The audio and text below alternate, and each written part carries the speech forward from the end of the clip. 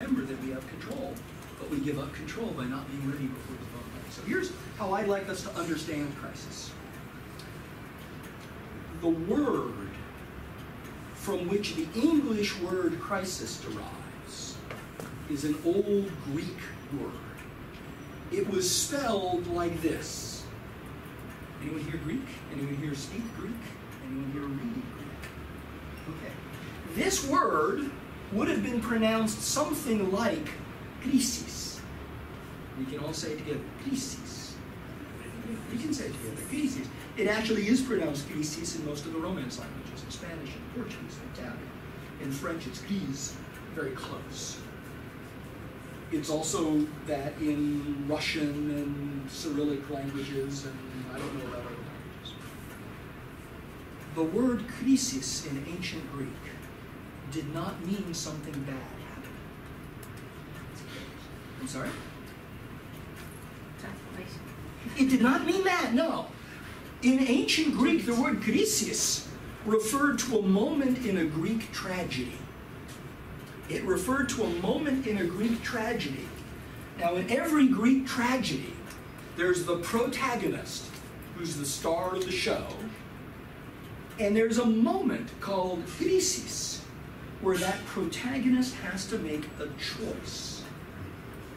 And the word krisis means the moment of choice in the tragedy that determines the protagonist's destiny one way or another. Now, these were ancient Greeks, and this was ancient Greek tragedy. So the choices that they had to make were very basic choices. Do I murder my father and marry my mother? That's the choice. Do I murder my husband in the bathtub because he murdered our daughter to get a good wind to sail to Troy? Do I murder my mother because she murdered my father because he murdered my sister in order to get a good wind to sail to Troy? These were the choices that the Greeks were making. Here's the best part. We only remember when they made bad choices. We remember the guy who murdered his father and married his mother, and today we still say his name as the name of a psychological syndrome for an inappropriate attachment to one's mother. We still remember the woman who murdered her mother because the mother murdered her father because the father murdered her sister, and her name is Electra. We still remember those names. We don't remember any of the people who chose well. When they chose not to murder their father, not to murder their mother, we don't remember. There's something really interesting that is equivalent to that in the world of crisis.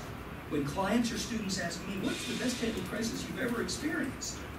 My response is to smile and say, well, it's the one you never heard of. Because if you heard of it, it wasn't handled as well as it might have been.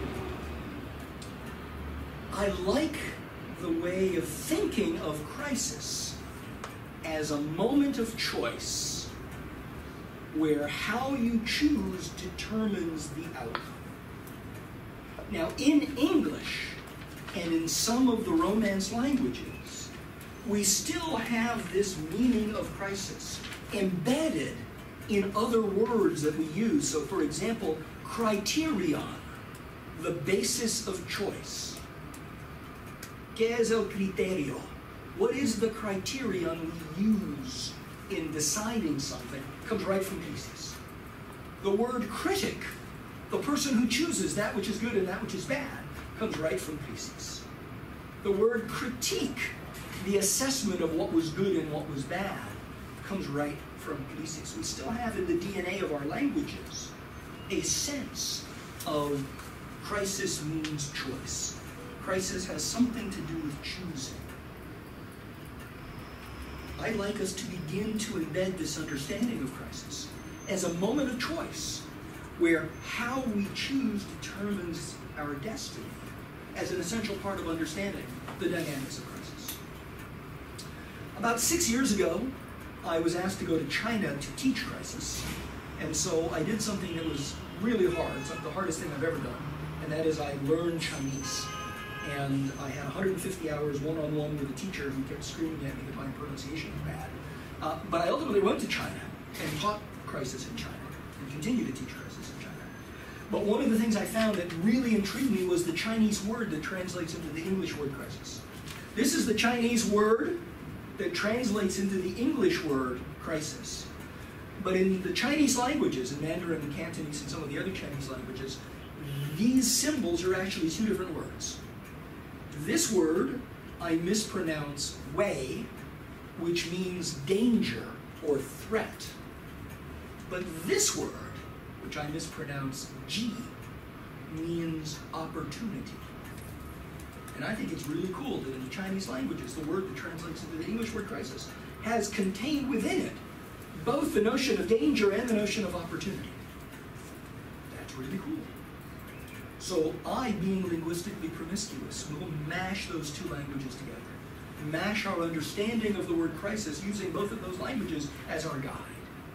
And I will come up with an understanding of crisis as the moment of choice that has within it both danger and opportunity. And crisis management becomes the management of those choices at a moment, at a turning point moment, where our destiny can go one way or the other, just like in the Greek. The crisis management is the management of those choices we make at the turning point where our destiny can go one way or another. The crisis management is the management of choices we make at that turning point moment where we can end up with danger or we can end up with opportunity. For the Chinese. And also that crisis management is the management of those choices we make at a turning point moment where, per Kenshin, we could lose our reputation, but we could also win our reputation. And it's completely up to us. And it's completely up to us. So crisis management is a rigorous process of managing our choices. Crisis management is the process of managing our choices. And the way to manage our choices is to ask the right questions. Crisis management is the management of choices, and how we choose determines the outcome. And therefore, the criteria we use to choose matter a great deal. So in the Logos Institute for Crisis Management and Executive Leadership, we spend a lot of time figuring out the decision criteria to help us get to smart choices. And then we embed those decision criteria in all the crisis plans we do with our clients, in all of the implementation of best practices in actual crises as they are breaking. And we help our clients get the discipline to always use the right criteria when they have to make choices in a crisis, and ideally when they pre-make choices before the crisis even happens. So there are things that are foreseeable, and the rule in crisis readiness is we foresee that which is foreseeable and we think through in advance all of the things we need to decide, and we make the decisions in advance, and then we put those decisions in storage. And then when the actual crisis comes, we take them out of storage, we look at them and we ask, is this still current? Is there anything we need to adapt? But at least we start from a really smart place and not from a moment of panic, not from a moment of what do we do now? We can figure out the criteria in advance, we can argue about the criteria in advance, we can figure out how to apply those criteria in advance to any given crisis that we can anticipate. And we can archive our decisions and have them readily available to us. That's a best practice. In order to get the criteria right, we need to ask the right question, and most crises that are handled poorly because the leaders or the people advising the leaders ask the wrong question. And here's the wrong question. If this were the beer version, we'd have to spend an hour on all of the different questions we might ask. But this is the whiskey version, so I'm going to give you the wrong question right up front. Here's the wrong question to ask in a crisis. The wrong question to ask is, what do we do? What should we do is the wrong question to ask in a crisis. Why? Why is that the wrong question to ask?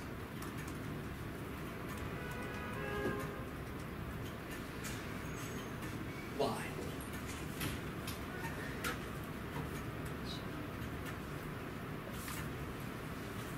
Who's asking that question? Yeah, I'm sorry? Asking that question. The company in crisis. The leader, the CEO, the president, the executive vice president for marketing, the general counsel, the archbishop, the imam. First would be, what have we done?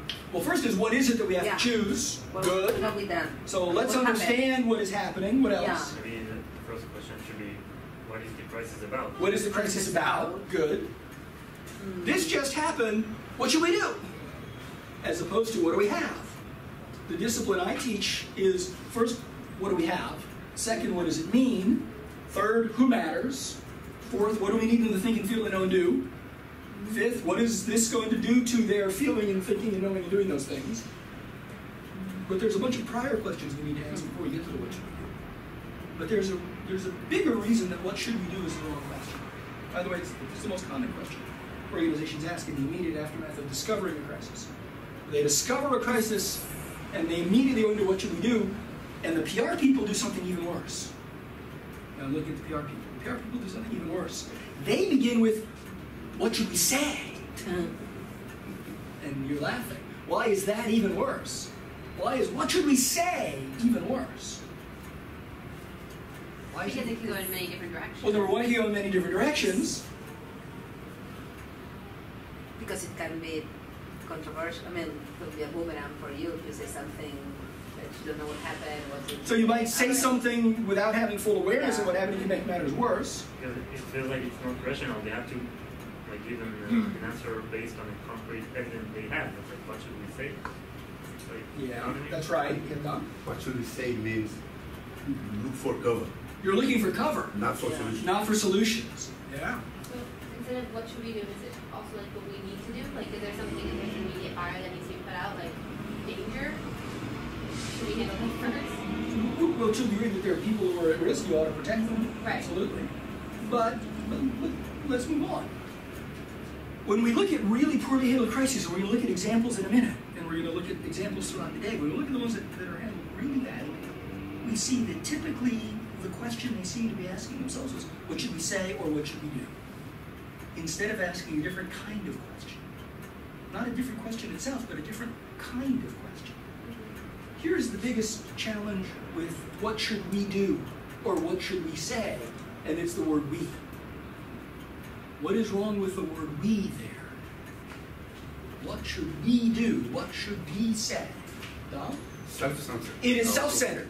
But not who's going to suffer, but how do we protect ourselves? How do we protect ourselves? A+.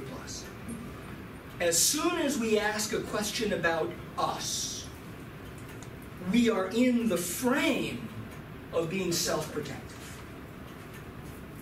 As soon as we are in the frame of being self-protective, we come up with solutions that make us feel better.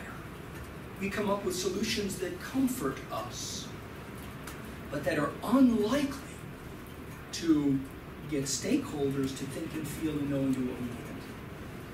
We shouldn't begin in the frame of us. We need to begin in the frame of them. It's always about them. It's never about us. It's always about them. Who's affected and what? Those who are affected and those who would have a claim on us, independent of whether they're affected.